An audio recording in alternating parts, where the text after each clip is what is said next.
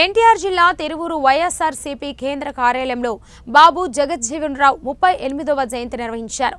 అనంతరం బాబు జగజ్జీవన్ రావు చిత్రపటానికి YSR RTUC state president P Gautam Reddy పూలమాలలు వేసి ఘనంగా నివాళులర్పించారు.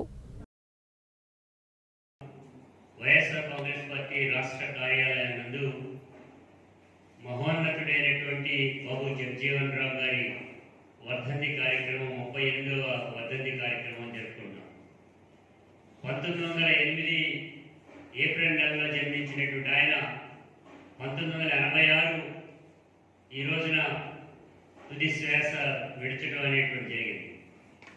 ఆయన గురించి మనం మాట్లాడుకుంటానికి గల కారణం ఒక నిమ్న జాతిలో మంత్రిగా ఉండటం, ఎక్కువ కాలం కార్మిక మంత్రిగా పనిచేయటం, కార్మికుల యొక్క విధానాలని అన్నింటిగా పుడిగిపుచ్చుకునేటువంటి ఆయనగా ఉండటం, తదనంతరం ఆయన ఉప ప్రధానమంత్రిగా ఉన్నప్పటికీ కూడా ఆయన నివసించింది మాత్రం తాను నమ్ముకునేటువంటి పేద మధ్యతరగతి అదేవిధంగా కార్మిక వర్గానికి మధ్యలోనే ఆయన నివాసం ఏర్పాటు చేసుకున్నారంటేనే ఆయన వ్యక్తిత్వం అర్థమవుతోంది. ఆ వ్యక్తిత్వానికి సంబంధించినంత వరకు కూడా బడుగు బలహీన వర్గాలు ఎక్కడైతేనే వారి అభ్యున్నతికి వారిని కాంక్షించినటువంటి పద్ధతిలో ఆయన జీవితాంతం కొనసాగినటువంటి వైనం మనం చూస్తున్నాం.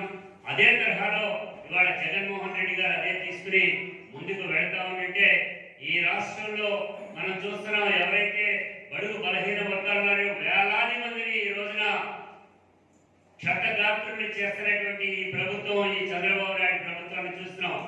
తిరగబడితే వెనుకబడిన జాతులు కానీ ఏదైతే ఎస్సీ ఎస్టీ బీసీ అనేటువంటి వారు తిరగబడితే ఈ ప్రభుత్వాలు కూడా మరొక శంకరగిరి మాన్యాలు పట్టాల్సినటువంటి అవసరం ఉంటుంది. ఇప్పటికైనా చెప్తాం, వచ్చేటువంటి కొత్త ప్రభుత్వం బడుగు బలహీన వర్గాల పైన ఇతర ప్రజానికం పైన దాడులను ఆపాలని కూడా కోరుతా ఉన్నాం. లేని పక్షంలో తీవ్రమైనటువంటి పరిణామాలు కూడా ఎదుర్కోవాల్సి వస్తుంది భవిష్యత్తులో కూడా తెలియజేస్తున్నాం.